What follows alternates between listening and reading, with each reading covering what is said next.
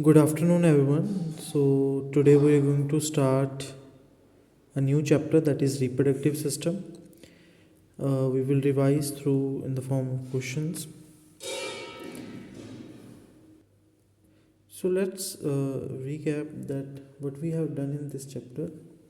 So, this chapter is quite lengthy that consists of male and female reproductive system. We have done each and every part of the both male reproductive system as well as female reproductive system. And after that, we have done what is puberty, what is fertilization, menstrual cycle, detailed menstrual cycle,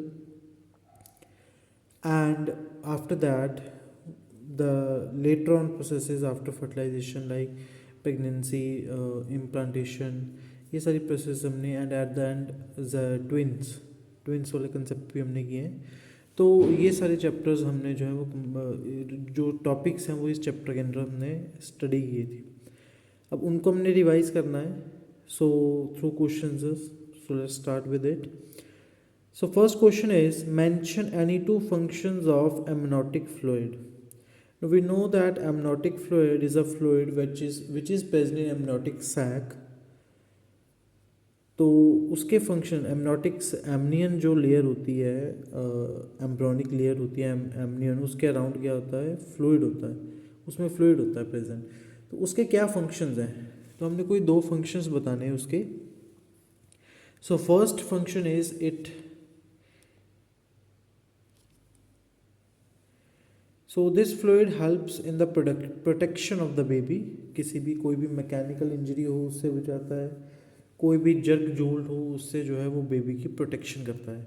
तो first जो है वो protective function है baby का, कि baby की जो protection है, जो डेवलपिंग बेबी है, एम्ब्रियो है उसके अंदर, ठीक है, जो डेवलप कर रहा है, उसकी प्रोटेक्शन के लिए किसी भी तरह का जो जर्क है या किसी भी तरह की मैकेनिकल इंजरी जो है वो बच्चे को नहीं आने देता दिस एमनियोटिक फ्लूइड.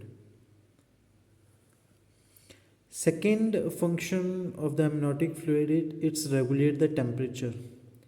कोई भी टेम्परेचर चेंज जो है वो उससे बचाता है, प्रोटेक्ट करता है बेबी को, ठीक है. जो टेम्परेचर की फ्लक्चुएशन आती है, ना टेम्परेचर कम रहता है ना ज़्यादा होता है, ठीक है. मेंटेन्ड बिल्कुल बैलेंस टेम्परेचर जो है वो मेंटेन रहता है, ठीक है. And that is due to the presence of amniotic fluid. So the function is, first function is to the protection of the baby from the any physical injury, and second one is it regulate the fluctuation of the temperature. जो भी fluctuations आती हैं, कई बार बहुत ज़्यादा हो जाता है, बिल्कुल कम हो जाता है, उसको होने से ये रोकता है. So this is the first question. Move to a second question. The question is this is the actually MCQ that from the previous year question papers. The hormone that induce vigorous contractions of the uterus in the pregnant mother is called is. So we know that at the end of the pregnancy, when baby is just about to deliver, a strong contractions in the uterus of the mother is responsible for the force that is required for the expulsion of the baby out of the body. So that contraction is done by start by a hormone that is called oxytocin. So correct answer is oxytocin is a hormone that released inside the body and that act on the muscles of the uterus that cause vigorous contractions in the uterus. जो दूसरे hormones हमें given किए गए हैं that is oestrogen. So oestrogen is a primary female hormone. ये female hormone है जो कि सेकेंडरी सेक्सुअल कैरेक्टर्स जो फीमेल के अंदर उनके लिए रिस्पॉन्सिबल होता है, oestrogen. Prolactin is more related with the milk, तो इसका कोई लेना देना नहीं है. ऑक्सीटोसिन इसका करेक्ट आंसर है. And progesterone is a hormone that is responsible for maintaining the pregnancy in the female. तो फीमेल्स के अंदर जो प्रेगनेंसी मेंटेन की जाती है वो प्रोजेस्टेरॉन के थ्रू की जाती है. So correct answer is C option, oxytocin. Next question is state the difference between micturition and parturition. So ये ऐसा क्वेश्चन है जो आधा इस चैप्टर से है, आधा दूसरा जो एक्सक्रीटरी सिस्टम है उसके थ्रू उसका क्वेश्चन है ये. Micturition जो प्रोसेस है that is related with excretion and parturition that is related with the reproduction. तो एज यूजुअल जैसे मैंने आपको पहले बताया डिफरेंस वाला क्वेश्चन जो है वो आपने लाइन लगानी है बीच में, टैबुलर फॉर्मेट में करना है. ठीक है, एक साइड में पार्चुरेशन, तो कोई भी 2 पॉइंट आपने बताने हैं यहाँ पे. मिक्ट्यूरेशन, तो फर्स्ट पे आ जाएगा definition of both terms that parturition is the expulsion out of the baby from the through the cervix and vagina of the female. Micturition is a process that in which urine is expelled out of the body from the urethra, the part which is called as urethra. So दोनों ही बिल्कुल अलग तरीके से अलग question अलग topic है, तो लेकिन आपने बताना है पहले ही आप टर्म्स लिख लें कि इनकी की टर्म्स क्या हैं. सेकेंड पॉइंट जो आप लिख सकते हो that is hormonal involvement. Parturition में ऑक्सीटोसिन जैसे हार्मोन्स इन्वॉल्व होते हैं. मिक्टुरेशन में कौन से हार्मोन्स इन्वॉल्व होते हैं? इसमें ये हार्मोनल कंट्रोल नहीं है. This is hormonal control and this is controlled by direct the nervous system, central nervous system. So यहाँ पे हार्मोन इन्वॉल्व है, यहाँ पे सेंट्रल सिस्टम जो सेंट्रल नर्वस सिस्टम है डायरेक्टली वो इन्वॉल्व है. So these are the two differences जो आप लिख सकते हो. डिफरेंस बिटवीन वाला क्वेश्चन जो है वो मोस्ट प्रॉब्ली 2 मार्क्स में ही आता है. ये 3 मार्क्स में या 1 मार्क्स में नहीं आएगा, 2 मार्क्स में आएगा. तो for every difference you have to write 2 correct differences. So next question, question number 4.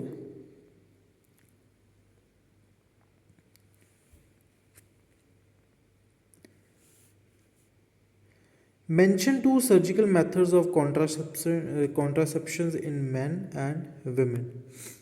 तो contraception, first of all contraception का मतलब होता है कि प्रेगनेंसी को रोकना, कि प्रेगनेंसी नहीं चाहते हैं, ठीक है, और प्रेगनेंसी को रोकना चाहते हैं, तो उसके लिए मेथड्स होते हैं कॉन्ट्रासेप्शन मेथड्स. सर्जिकल मेथड्स आपने बताने हैं, आपको कैटेगरी भी उन्होंने क्वेश्चन में बता दी हुई कि आपने किस कैटेगरी से मेथड्स को बताना है. तो first is man and women. तो ये 2 ही बुक में गिवन है और दोनों ही आपने लिखने हैं. मैन में वेस्कोटॉमी and ट्यूबिस्किटॉमी.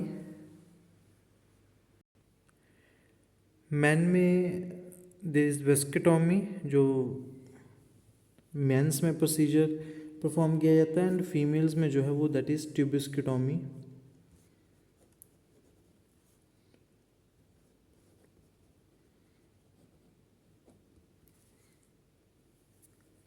So that is vasectomy in men and tubiscectomy in the female.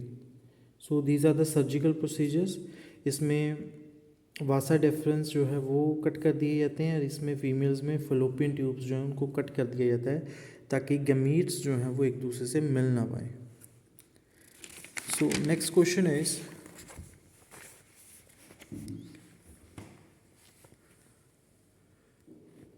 During adolescence a boy experiences a sudden increase in height, changes in voice and growth of facial hairs. तो adolescence में boys जो है वो उसमें उन boys में sudden changes आते हैं.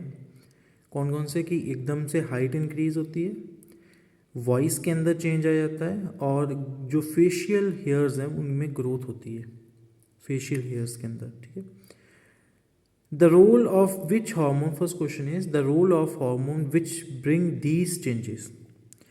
So मेल्स के अंदर ये वाले सारे जो हैं वो सेकेंडरी सेक्सुअल कैरेक्टर्स हैं. सेकेंडरी सेक्सुअल कैरेक्टर्स वो कैरेक्टर्स होते हैं जो कि आप देख के पता कर सकते हो, जो विजिबल हों, आपको फिजिकली किसी के अंदर विजिबल हो, देख सकते हो. तो वो सेकेंडरी सेक्सुअल कैरेक्टर्स हैं जिसमें मेल की हाइट बढ़ जाती है, फेशियल हेयर्स आते हैं, चेंज आ जाता है वॉइस के अंदर. ठीक है.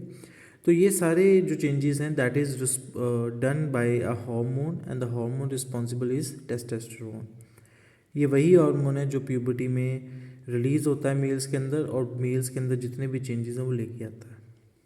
B question is why do these changes not occur at the time of birth? Because at the time of birth testosterone is not produced by the testis of male. जो testosterone है वो after the puberty ही release किया जाता है, इसीलिए ये changes at the time of birth possible ही नहीं है.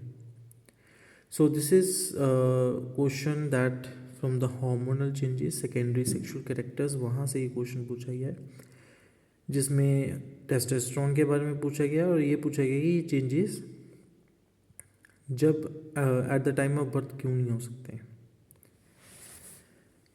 Next question number 6. Why is fertilization normally not possible if the fallopian tubes are blocked even though ovulation and menstruation occur regularly? So ये question मैं आपको diagram के through समझाना चाहता हूँ. Look at the diagram. Look at this diagram of female reproductive system. So female reproductive system and these are the ovaries and these are the this is the fallopian tube. These are ovaries, these are fallopian tubes, and that fallopian tubes come unjoined here to form uterus. So this is uterus, fallopian tubes and तो यहाँ से egg जो है वो release होगा, यहाँ से egg release होगा, एग फेलोपियन ट्यूब में यहाँ पे पास करता करता यहाँ पे आएगा, इधर से स्पर्म्स आएंगे, स्पर्म्स यहाँ से मूव करते करते यहाँ पे आके कहीं फर्टिलाइजेशन होगी दोनों की. तो अगर हम इसको बीच में से यहाँ से कट कर दें,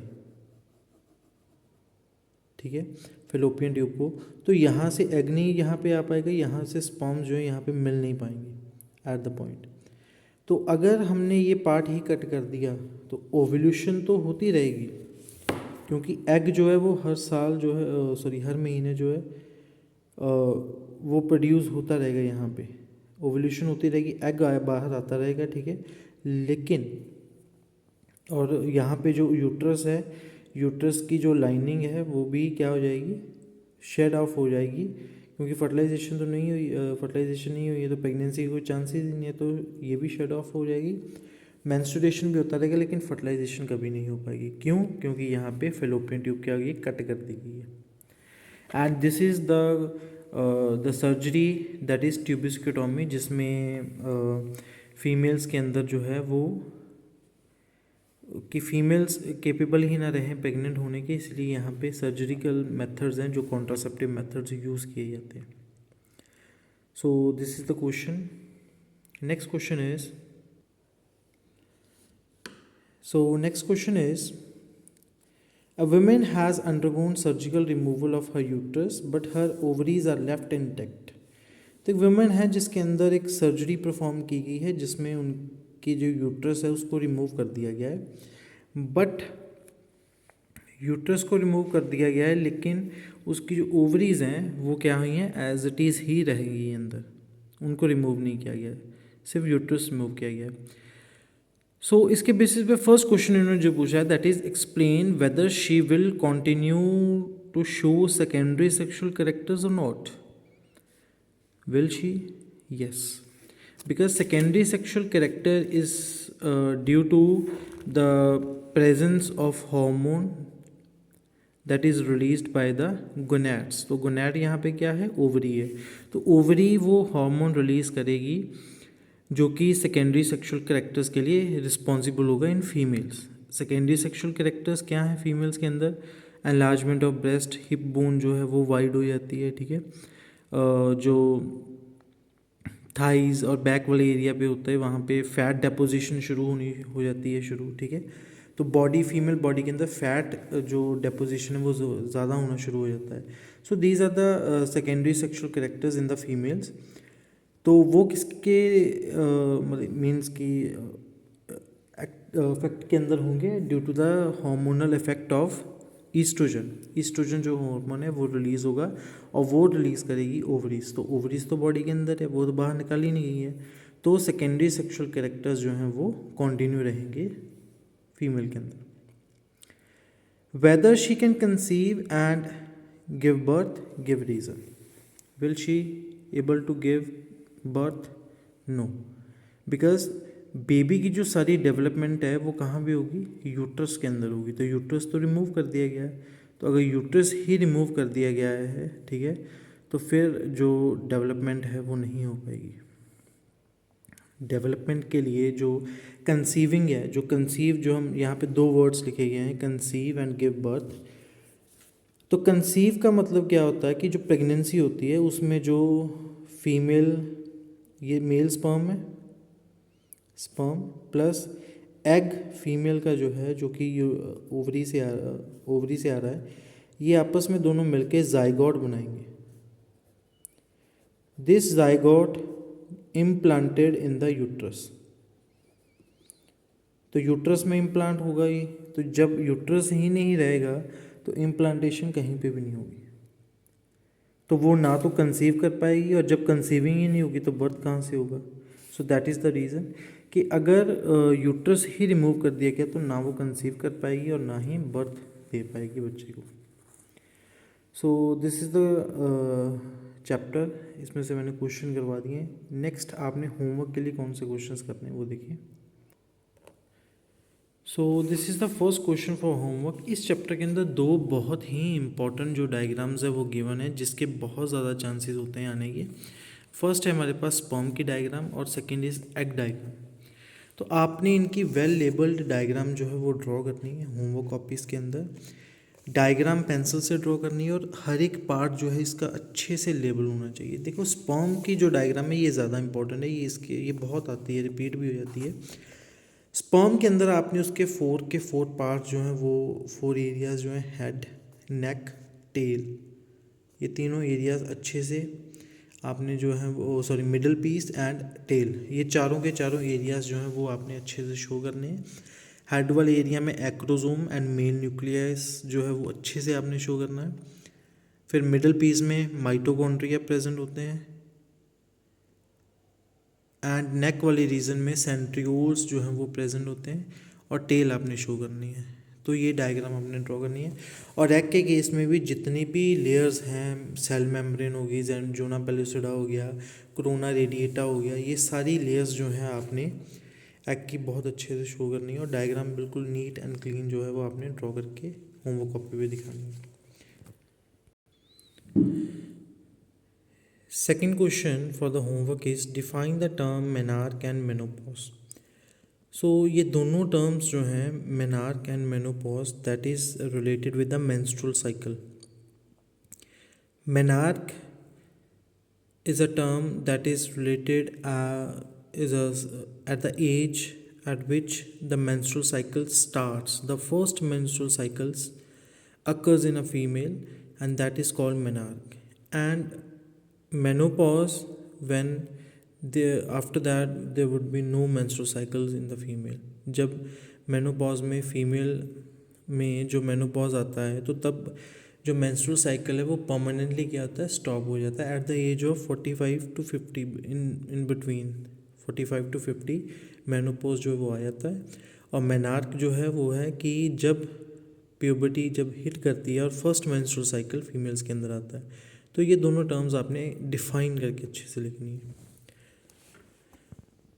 next question also with related with the menstrual cycle. So with respect to menstrual cycle in the females, आपने दो क्वेश्चन आपको गिवन किए गए, आपने आंसर बताना है। In which phase the chances of pregnancy is highest and why. So हमारे पास 4 फेजेस होते हैं मेंस्ट्रुअल साइकिल के अंदर। Ovulatory phase,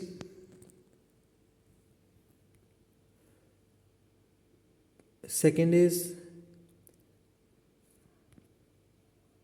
first is menstruation, menstrual phase, जो फर्स्ट 5 डेज का होता है मेंस्ट्रुअल फेज। सेकेंड फेज है हमारे पास proliferative phase. Third is second phase हमारे पास फ्रॉम 6 to 13 डेज तक रहता है। फ्रॉम 14 डे पे आता है हमारे पास ovulation, ovulatory phase, and last पे हमारे पास आ जाता है 20 जो लास्ट डे 27-28 तक चलता है, दैट इज़ ल्यूटेल फेज, जिसमें कॉर्पस ल्यूटेम डेवलप करता है, प्रोजेस्टेरॉन सबसे ज़्यादा बढ़ता है, that is menstrual phase. In which phase the chances of pregnancy is highest and why. किस फेज के अंदर जो प्रेगनेंसी के चांसेस हैं वो सबसे ज़्यादा होते हैं और क्यों होते हैं। तो we know that ovulatory phase, because जिसमें अभी oocyte जो है जस्ट रिलीज़ हुआ है, ठीक है, और जो LH सर्ज होता है उस सॉरी नॉट,